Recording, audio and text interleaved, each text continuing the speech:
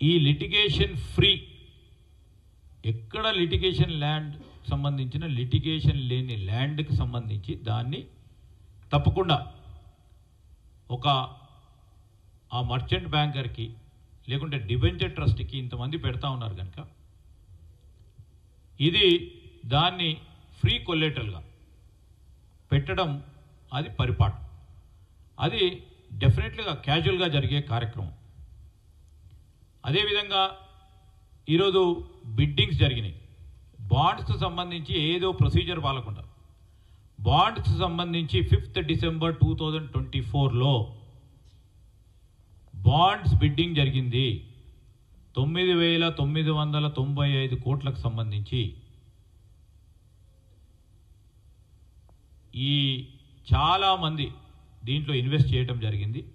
Interest rate 9.35% interest రేట్స్తోని వారి బిడ్డింగ్లో పాల్గొని మరి నిధులు సేకరించే కార్యక్రమం జరగటం జరిగిందని చెప్తా ఉన్నాం.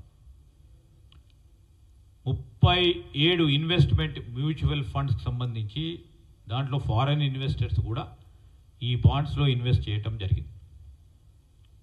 కొన్ని సందర్భాల్లో 8 కోట్ల నుంచి 1000 కోట్ల వరకు కూడా కొన్ని సంస్థలు ఈ బాండ్స్ను తీసుకోవటం జరిగింది. ఈ మల్టిపుల్ ఇన్వెస్టర్స్ ఈ బాండ్స్ సంబంధించి ఇన్వెస్ట్ చేస్తూ ఉన్నప్పుడు వయబుల్లా కాదా అని చూస్తారు.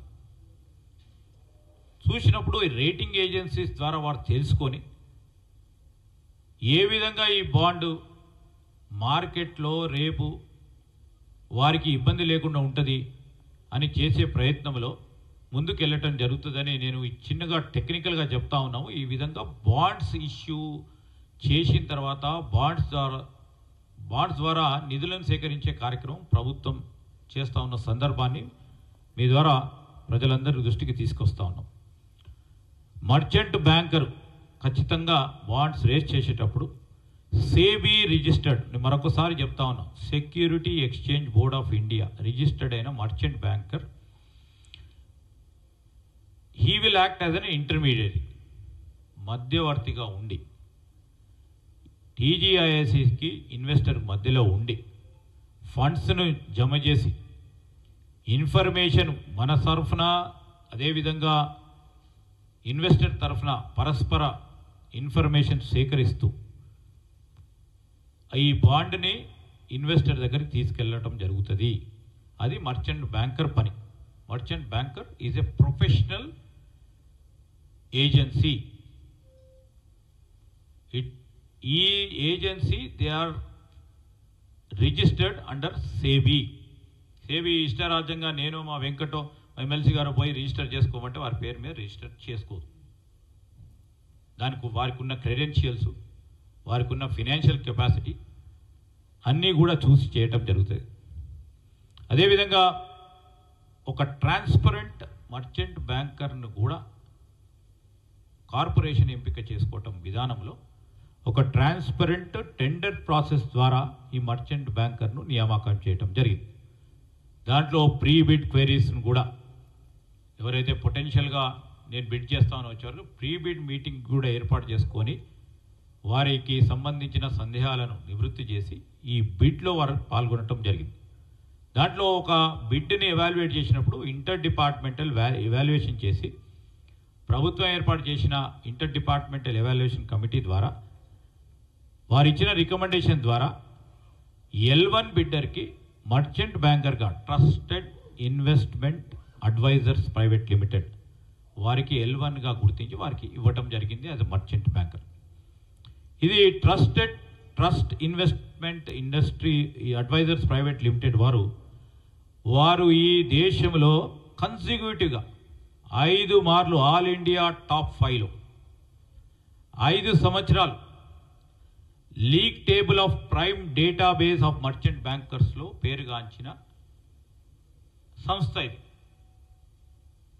5 సంవత్సరాలు, గత 5 సంవత్సరాల్లో టాప్ 5లో ఈ league table of prime database of merchant బ్యాంకర్స్లో పేర్కొన్న సంస్థ ఇది. ఈ సంస్థ ఇతర రాష్ట్రాల్లో కూడా విజయవంతంగా బాండ్స్ రేస్ చేసిన సంస్థ. ఉత్తరప్రదేశ్లో కానీ, కేరళలో కానీ, ఆంధ్రప్రదేశ్లో కానీ ఈ బాండ్స్ రేజ్ చేసిన సంస్థ ఇది. అంటే ఎప్పుడైనా నిధులు సమకూర్చాలని ప్రభుత్వాలు కానీ, సంస్థలు కానీ, కార్పొరేషన్లు కానీ ఆలోచన చేసినప్పుడు బాండ్స్ రేజ్ చేయడం అనేది ప్రతి ప్రభుత్వం ప్రజా సంక్షేమాన్ని దృష్టిలో పెట్టుకొని చేస్తూ ఉన్న కార్యక్రమం. దేని గురించి ఉపయోగించారు చెప్తా ఉన్నారు. ఏదో 10,000 కోట్లు ఇటు పోయినాయి, అటు పోయినాయి, ఏదో పోయినాయి, ఒకటి పోయింది, ఇటు పోయింది, అటు పోయిందని చెప్పేవారికి మేము ఈరోజు చెప్తా ఉన్నాం. ప్రజలకు సంక్షేమానికి సంబంధించి, వారి అభివృద్ధికి సంబంధించి మేము తీసుకున్న ప్రతి రూపాయి, మా ప్రభుత్వం సేకరించిన ప్రతి రూపాయి ఈ బాండ్స్ ద్వారా ఎవరి గురించి తీసుకున్నాము? ప్రజా సంక్షేమం, రైతుల సంక్షేమానికి సంబంధించి, వెల్ఫేర్ స్కీమ్స్కి సంబంధించి సంక్షేమ పథకాల్లో ప్రధానంగా రైతు భరోసా, అదేవిధంగా రైతు రుణమాఫీకి సంబంధించిన ప్రతి రూపాయిని ఉపయోగించుకోవటం జరిగింది. నేను ఒక మాట వారిని అడగదలుచుకున్నాను.